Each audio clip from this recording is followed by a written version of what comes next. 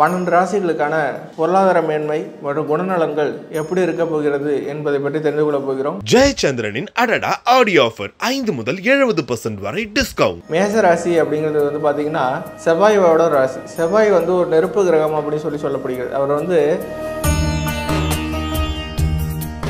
அன்பு காட்டினாலும் அதிகமாக அன்பு காட்டுவாங்க, கோவப்பட்டாலும் அதிகமாக கோவப்படுவாங்க அப்படின்னு சொல்லலாம். திருச்செந்தூர் முருகன் கோயிலுக்கு போயிட்டு செவ்வாய்க்கிழமை தோறும் ரிஷபம் வந்து சுக்கிர பகவானோட ஒரு ராசி. எதெல்லாம் ஆடம்பரமான விஷயங்கள் இருக்கோ அது எல்லாமே ரிஷப ராசிக்காரவங்களுக்கு. மிதுன ராசிக்காரவங்க வந்து பார்த்தீங்கன்னா மற்றவங்க பிரச்சனைலாம் ஈஸியாக சால்வ் பண்ணிவிடுவாங்க. ஆனால் அவங்களுக்குன்னு ஒரு பிரச்சனை வரும்போது அவங்களுக்கு நிர்வாக திறமை உள்ள ராசி, ராஜ கிரகங்களுக்கான ராசி அப்படின்னு சொல்லக்கூடிய ராசிகள் ஒரு 100 பேரை கூட அடக்கி ஆளக்கூடிய, அது அடக்கி ஆள்றதுன்னு அன்பால் அடக்கி ஆளக்கூடிய ஒரு தன்மை கடகராசிக்காரவங்ககிட்ட ஏற்கனவே இருக்கும். எப்போவுமே வந்து வாழ்க்கையில் அதிகமாக அடிபட்டவங்க, அதிகமாக அனுபவப்பட்டவங்களை கேட்டிங்கன்னா கன்னி ராசிக்காரங்களாக இருப்பாங்க. அதே மாதிரி துலாம் வந்து தராசு, இந்த பக்கம் சாயாது அந்த பக்கம் சாயாது, நடுக்கிழமை. எப்போவுமே வந்து பார்த்தீங்கன்னா சனியை போல கொடுப்பார் இல்லை, சனியை போல கெடுப்பார் இல்லைன்னு சொல்லுவாங்க. ஏழை சனியில் தான் எனக்கு எல்லாம். ஸோ மகர ராசியில் பிறந்த எல்லாருமே ரொம்ப கொடுத்து வச்சவங்க அப்படி சொல்லலாம். அதே மாதிரி மீன ராசிக்காரவங்க ரொம்ப சென்சிட்டிவான ஒரு ராசி அப்படி சொல்லலாம். எவ்வளோ அடித்தாலும் தாங்குறான், இவன் ரொம்ப நல்லவன் அப்படி சொல்லுவாங்களே, அந்த மாதிரி ரொம்ப நல்ல ராசி எல்லாமே. ஆச்சி கொழுக்கட்டை மாவு வந்தாச்சு. ஆச்சி கொழுக்கட்டை மாவிற்கு கொழுக்கட்டை அச்சை கேட்டு வாங்குங்கள்.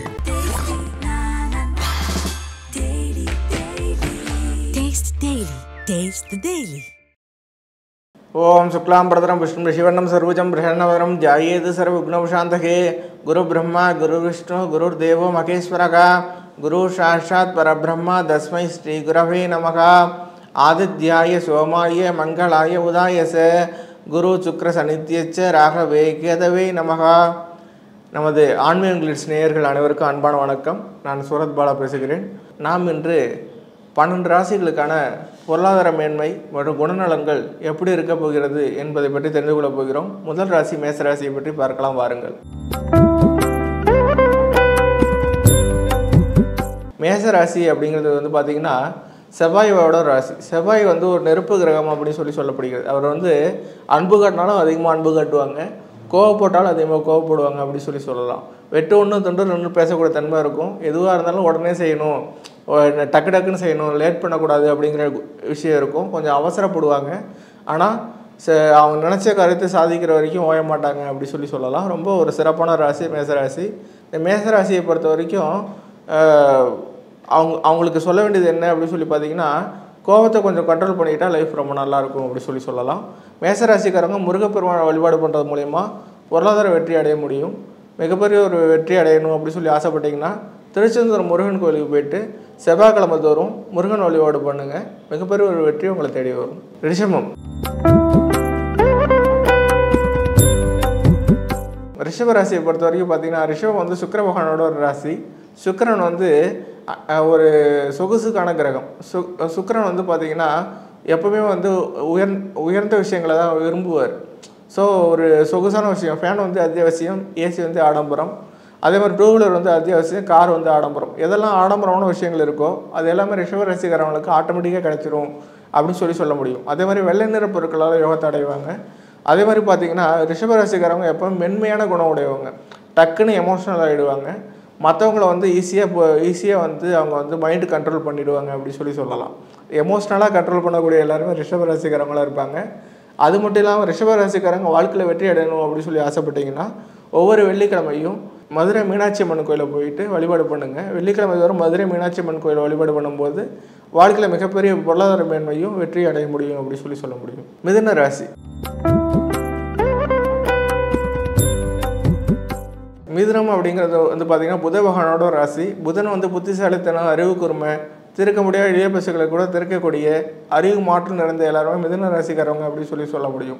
ஊருக்கெல்லாம் உழைக்கிற ராசி, மற்றவங்களுக்கு ஒரு உதவினா போய் முன்னாடி நிற்கக்கூடிய ராசி அப்படின்னா மிதுன ராசியை சொல்லலாம். ரொம்ப கரெக்டாக இருக்கக்கூடிய ஒரு ராசி அப்படின்னு சொல்ல முடியும். மிதுன ராசிக்காரவங்க வந்து பார்த்திங்கன்னா மற்றவங்க பிரச்சனைலாம் ஈஸியாக சால்வ் பண்ணிவிடுவாங்க. ஆனால் அவங்களுக்குன்னு ஒரு பிரச்சனை வரும்போது அவங்களுக்கே அதை என்னன்னு சொல்ல முடியாது அப்படி சொல்ல முடியும். அதாவது மற்றவங்க பிரச்சனைலாம் முன்னாடி போய் நிற்பாங்க, அவங்களுக்குன்னு ஒரு பிரச்சனை வரும்போது யாருமே ஹெல்ப் பண்ண வர மாட்டாங்க அப்படிங்கிறதே நம்ம புரிஞ்சுக்கிட்டால் லைஃப் ரொம்ப நல்லாயிருக்கும். மிதுன ராசிக்காரங்க வாழ்க்கையில் வெற்றி அடையணும் அப்படின்னு சொல்லி ஆசைப்பட்டீங்கன்னா ஸ்ரீரங்க ரங்கநாதரை போயிட்டு புதன்கிழமை தோறும் வழிபாடு பண்ணுங்கள். வாழ்க்கையில் மிகப்பெரிய ஒரு வெற்றி அடைய முடியும் அப்படின்னு சொல்ல முடியும். கடகம். கடகராசிக்காரங்களை பொறுத்த வரைக்கும் கடகம் வந்து சந்திர பகவானோட ஒரு ராசி. சந்திரன் வந்து வளர்பிறை தேய்பிறை அப்படின்னு சொல்லி மாறிட்டே இருக்கக்கூடிய ஒரு கிரகம். அதனால் நல்லது இது கெட்டது இது அப்படின்னு சொல்லி ரெண்டுத்தையும் பிரித்து பார்க்கக்கூடிய ஒரு தன்மை அதிகமாக இருக்கும். அவங்க வாழ்க்கையில் அதிகமான ஏற்றத்தாழ்வுகள் சந்திச்சிருப்பாங்க. ஒரு 6 மாதம் ரொம்ப நல்லாயிருக்கும், 6 மாதம் அப்புறம் சுமாராக இருக்கும். அதே மாதிரி பார்த்திங்கன்னா நிர்வாக திறமை உள்ள ராசி, ராஜ கிரகங்களுக்கான ராசி அப்படின்னு சொல்லக்கூடிய ராசிகள் கடகராசி. ஏன்னா பகவான் ஸ்ரீ ராமச்சந்திரமூர்த்தியே இந்த கடகராசியில் தான் பிறந்திருக்காரு அப்படின்னு சொல்லி ஜோதிட சாஸ்திரம் வந்து புகழ்ந்து சொல்லுது. ஸோ அவங்களுக்கு நிர்வாக திறமைங்கிறது ரொம்ப அழகாக இருக்கும். ஒரு 100 பேரை கூட அடக்கி ஆளக்கூடிய, அதை அடக்கி ஆள்றதுன்னு அன்பால் அடக்கி ஆளக்கூடிய ஒரு தன்மை கடகராசிக்காரங்கிட்ட ஏற்கனவே இருக்கும் அப்படின்னு சொல்ல முடியும். அதேமாதிரி கடகராசிக்காரங்க வாழ்க்கையில் வெற்றி அடையணும் அப்படின்னு சொல்லி ஆசைப்பட்டீங்கன்னா சந்திர பகவானுக்கான பரிகார தலம் அப்படி சொல்லி பார்த்தீங்கன்னா நம்ம ஆடுதுறை இருக்குல்ல, ஆடுதுறை பக்கத்தில் மேலே மருத்துவக்குடி அப்படின்னு சொல்லி ஒரு கிராமம் இருக்குது. அந்த கிராமத்தில் விருச்சக பிள்ளையார் அப்படிங்கிற ஒரு பிள்ளையார் இருக்கார். அங்கே வந்து அந்த பிள்ளையாரோட உடம்புல பார்த்திங்கன்னா அந்த தேல் வடிவம் அங்கே இருக்கும். ஏன்னா தேல் வடிவத்தில் சந்திரன் வந்து வழிபாடு பண்ணப்பட்ட ஒரு தலம் வந்து அந்த விருச்சகராசி பிள்ளையார். ஸோ அங்கே வந்து சந்திரன் வந்து வழிபாடு பண்ண தலம் அப்படிங்கிறதால இந்த கடகராசியில் பிறந்தவங்க அந்த விருச்சக பிள்ளையாரை போய் வழிபாடு பண்ணும்போது மிகப்பெரிய ஒரு வெற்றி அடைய முடியும். அது மட்டும் இல்லாமல் இந்த கடகராசிக்காரவங்க அப்படின்னாலே நீர்நிலைகள் இருக்குல்ல, கடல், ஆறு, குளம், இந்த மாதிரி நீர்நிலைகளுக்கு பக்கத்தில் இருக்கிற சிவன் கோயிலில் போய் வழிபாடு பண்ணுங்க. அது மிகப்பெரிய ஒரு வெற்றியை உங்களுக்கு கொடுக்கும். சிம்மம்.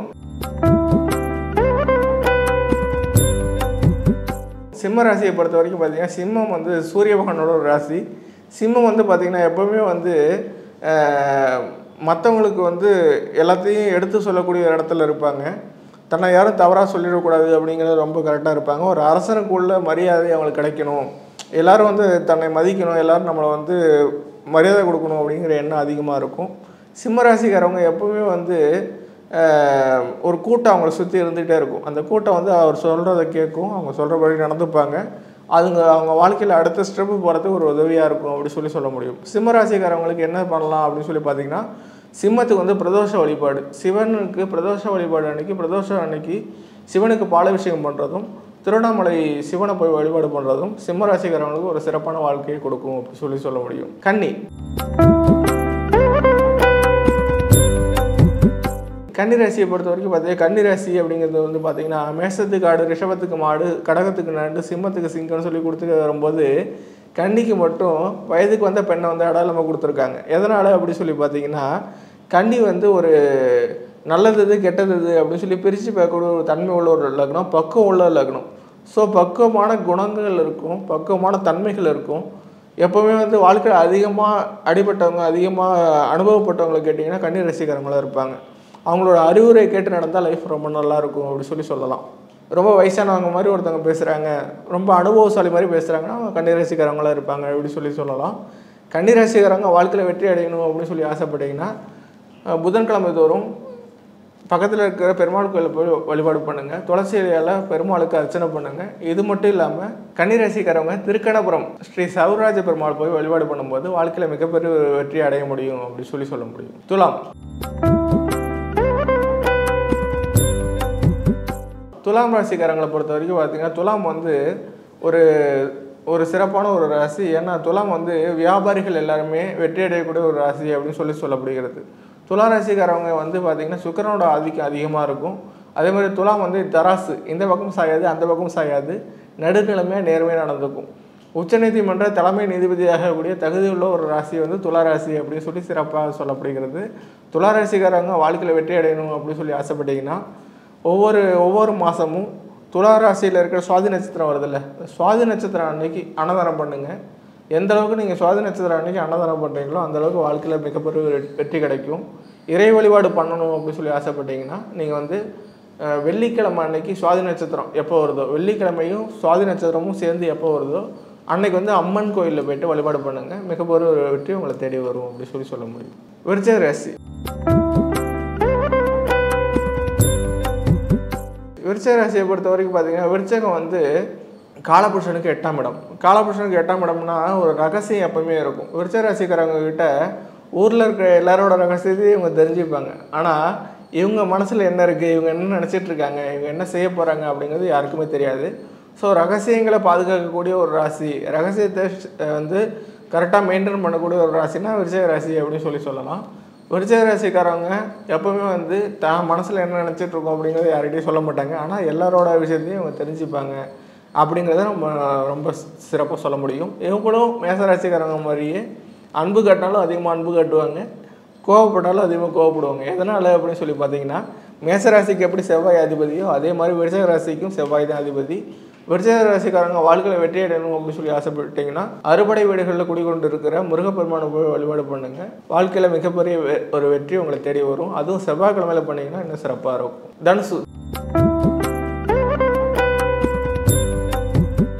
தனுசு ராசியை பொறுத்த வரைக்கும், தனுசு ராசி அப்படிங்கிறது வந்து உயர்ந்த சிந்தனை, உயர்ந்த செயல்பாடு, உயர்ந்த லட்சியங்களோட எல்லாருமே தனுசு ராசிக்காரவங்க அப்படின்னு சொல்லி ஜோதிட சாஸ்திரம் வந்து புகழ்ந்து சொல்லுது.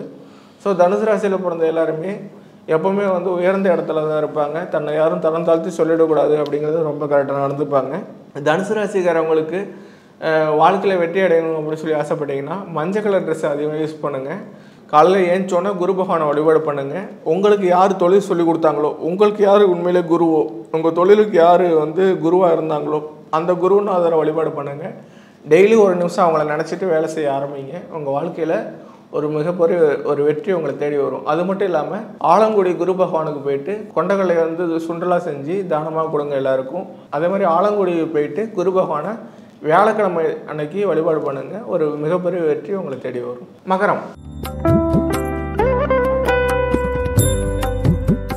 மகர ராசியை பொறுத்த வரைக்கும் பார்த்தீங்கன்னா, மகரம் வந்து ரொம்ப நீதி நேர்மை நியாயம் தவறாதவங்க அப்படி சொல்லலாம். ரொம்ப கரெக்டாக நடந்துப்பாங்க, மற்றவங்களும் கரெக்டாக நடந்துக்கணும்னு சொல்லி ஆசைப்படுவாங்க. யார் தப்பு பண்ணாலும் தப்பு தான் அப்படி சொல்லி தட்டிக்கக்கூடிய ஒரு கேரக்டர் இருக்கும். ரொம்ப சுயநலம் இல்லாதவங்க, பொதுநலவாதிகள் அப்படி சொல்லலாம். உழைப்புக்கு அஞ்சாதவங்க எல்லாருமே மகர ராசிக்காரவங்களாக இருப்பாங்க. மகர ராசியை பொறுத்த வரைக்கும் பார்த்தீங்கன்னா, சனி பகவானோட ஒரு ராசி. சனி பகவான் வந்து எப்போவுமே வந்து பார்த்திங்கன்னா, சனியை போல் கொடுப்பார் இல்லை, சனியை போல் கெடுப்பார் இல்லைன்னு சொல்லுவாங்க. சனி திசையில் தான், சனியோட புத்தியில் தான், ஏழரை சனியில் தான் எனக்கு எல்லா நல்லதும் நடந்துச்சு. நான் வந்து வீடு கட்டினது ஏழரை சனியில் தான், கல்யாணம் பண்ணது ஏழரை சனியில் தான், குழந்தை பிறந்தது ஏழரை சனியில் தான் அப்படின்னு சொல்லி தான் நிறைய பேர் சொல்லுவாங்க. ஸோ மகர ராசியில் பிறந்த எல்லாருமே ரொம்ப கொடுத்து வச்சவங்க அப்படி சொல்லலாம். ஏன்னா சனி பகவானோட சொந்த வீடு அதுதான். ஸோ உங்களுக்கு வந்து மிகப்பெரிய ஒரு வெற்றி கிடைக்கணும் அப்படின்னு சொல்லி ஆசைப்பட்டீங்கன்னா, சனிக்கிழமை தோறும் திருவண்ணாமலையில் கிரிவலம் போயிட்டு வாங்க, சிவபெருமானை வழிபாடு பண்ணுங்கள். மிகப்பெரிய ஒரு வெற்றி உங்களை தேடி வரும். கும்பம். கும்பராசிக்காரவங்களும் எப்படி மகர ராசிக்கு சொன்னோமோ அதே மாதிரி கும்பராசியும் சனி பகவானோட ஒரு ராசி தான். அதனால் சனி பகவானுக்கு ரொம்ப பிடிச்ச ராசி கும்பராசி. கும்பராசி வந்து நீதி நேர்மை நியாயம் தவற மாட்டாங்க. ஒரு அரசனுக்குள்ள ஒரு ராசி அப்படின்னு சொல்லப்படுகிறது. எப்போவுமே ஒரு மேலான ஒரு இடத்துல இருக்கணும், தலைமை பதவியில் இருக்கணும்னு சொல்லி ஆசைப்படுவாங்க. இவங்களும் மகர ராசிக்காரங்களை மாதிரியே சுயநலம் இல்லாமல் சொந்தமாக உழைக்கிற ஒரு ராசி. அதேமாதிரி பொதுநலவாதியாக இருப்பாங்க. ஊருக்கெல்லாம் உழைக்கிற ராசி அப்படின்னு சொல்லலாம். கும்பராசிக்காரங்களை பொறுத்த வரைக்கும் பார்த்திங்கன்னா, அடுத்தவங்களுக்கு உதவி பண்ணிவிட்டு அதை திரும்பி எதிர்பார்க்காம இருப்பாங்க. எதிர்பார்க்க மாட்டாங்க. தான் ஒரு உதவி பண்ணிவிட்டு திருப்பி நமக்கு உதவி பண்ணுவாங்க அப்படிங்கிற எண்ணம் இருக்காது அப்படின்னு சொல்ல முடியும். கும்பராசிக்காரங்க வாழ்க்கையில் வெற்றி அடையணும் அப்படின்னு சொல்லி ஆசைப்பட்டீங்கன்னா, ஒவ்வொரு சனிக்கிழமையும் மகாலட்சுமிக்கு மல்லிகைப்பூவோட அர்ச்சனை பண்ணுங்கள். சுக்கிரனுக்கு உரிய தலங்களாகிய பெருமாள் கோயிலுக்கு போயிட்டு வழிபாடு பண்ணுங்கள். உங்களுக்கு வெற்றியை கொடுக்கும் அப்படின்னு சொல்ல முடியும். மீனராசி. மீனராசியும் தனுசு ராசி மாதிரியே உயர்ந்த சிந்தனை, உயர்ந்த செயல்பாடு, உயர்ந்த லட்சியங்கள் எல்லாமே அதிகமாக இருக்கும். அதே மாதிரி மீனராசிக்காரவங்க ரொம்ப சென்சிட்டிவான ஒரு ராசி அப்படி சொல்லலாம். அவங்க வந்து டக்குன்னு எமோஷனல் ஆகிடுவாங்க. எந்த ஒரு முடிவையும் டக்குன்னு எடுக்கக்கூடியவங்களாக இருப்பாங்க. அதாவது எவ்வளோ அடித்தாலும் தாங்குறான், இவன் ரொம்ப நல்லவன் அப்படி சொல்லுவாங்களே, அந்த மாதிரி ரொம்ப நல்ல ராசி எல்லாமே மீனராசிக்காரவங்களாக தான் இருப்பாங்க. மீனராசிக்காரவங்க வந்து என்ன செய்யலாம், வாழ்க்கையில் வெற்றி அடையணும் அப்படி சொல்லி நினச்சிங்கன்னா, வியாழக்கிழமை தோறும் சிவபெருமானை வழிபாடு பண்ணுங்கள். இன்னும் சிறப்பான ஒரு வெற்றி கிடைக்கணும் அப்படின்னா, வியாழக்கிழமை தோறும் திருவண்ணாமலைக்கு போயிட்டு சிவனை வழிபாடு பண்ணுங்கள். கிரிவலம் போயிட்டு வாங்க. வியாழக்கிழமையும் பௌர்ணமி என்னைக்கு ஒன்றா சேருதோ அன்னைக்கு நீங்கள் பண்ணிங்கன்னா அது இன்னும் சிறப்பாக இருக்கும். ஒவ்வொரு வியாழக்கிழமையும் சிவனை வழிபாடு பண்ணுறது மீனராசிக்காரங்களுக்கு வெற்றியை கொடுக்கும் அப்படின்னு சொல்லி நம்ம சொல்ல முடியும். ஆச்சி கொழுக்கட்டை மாவு வந்தாச்சு. ஆச்சி கொழுக்கட்டை மாவிற்கு கொழுக்கட்டை அச்சை கேட்டு வாங்குங்கள். ஜெயச்சந்திரனின் அடடா ஆடியோ ஆஃபர் 5 முதல் 70% வரை discount. Taste Daily. Taste the Daily.